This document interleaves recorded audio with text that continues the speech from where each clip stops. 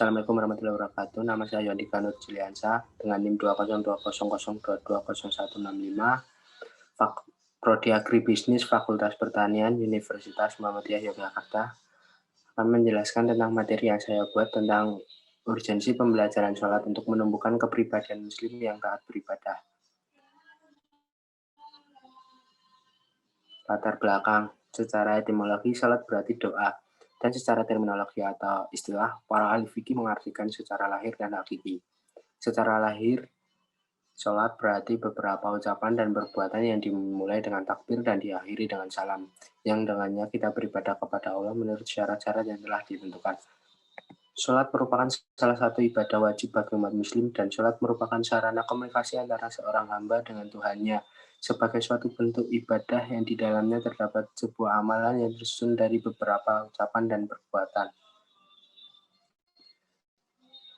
Manfaat sholat yang pertama, sholat merupakan syarat menjadi takwa. Yang kedua, sholat merupakan benteng kemaksiatan yang artinya bahwa sholat dapat mencegah perbuatan keji dan mungkar. Yang ketiga, sholat mendidik perbuatan baik dan jujur. Yang keempat, sholat akan membangun etos kerja. Yang kelima, mengerjakan sholat pada waktunya mendidik berdisiplin dan mendidik untuk dapat menggunakan waktu sebaik-baiknya. Yang keenam, sholat menjadi hati tenang. Yang ketujuh, menyadarkan manusia tentang hakikat dirinya. Syarat wajib sholat yang pertama beragama Islam, yang kedua balik ketika berakal, dan yang keempat telah sampai dakwah Islam kepadanya, yang kelima haid nifas bersih dan suci dari najis, enam jaga. Macam-macam sholat fardu. Yang pertama sholat maktubah, merupakan sholat yang diwajibkan oleh Allah. Ada 5 waktu yang sudah ditentukan, yaitu sholat subuh, zuhur, asar, maghrib, dan isya. Yang kedua sholat nazar, yang ketiga sholat jenazah, dan yang keempat sholat Jumat. Sholat sunnah disebut juga sholat an-nawafil atau at-tatawu. Yang dimaksud dengan an-nawafil yaitu semua perbuatan yang tidak termasuk dalam fardu dan disebut an-nawafil karena amalan-amalan tersebut menjadi tambahan atas amalan-amalan sholat fardu. Macam-macam sholat sunnah. Yang pertama, sholat sunnah yang dilakukan sendiri-sendiri atau yang disebut munfarid.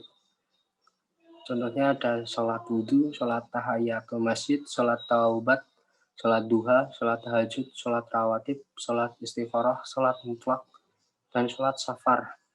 Yang kedua, sholat sunnah yang dilakukan berjamaah. Contohnya sholat taraweh, sholat 2 hari raya, sholat gerhana, sholat istiqo, dan sholat witir.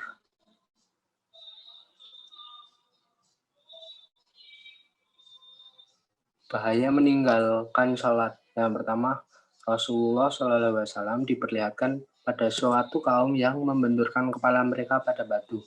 Setiap kali benturan itu menyebabkan kepala pecah, kemudian ia kembali kepada keadaan semula, dan mereka tidak terus berhenti melakukannya. Lalu Rasulullah bertanya, "Siapakah ini, wahai Jibril?" Jibril menjawab, "Mereka ini orang yang berat kepalanya untuk menunaikan sholat fardu. Orang yang meninggalkan sholat akan dimasukkan ke dalam neraka sakor."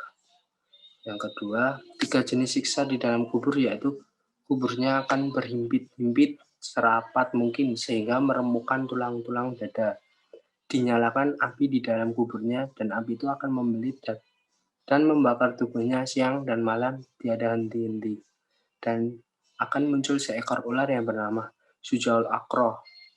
Dia akan berkata kepada si mati dengan suaranya pakai halilintar. Selesai ya.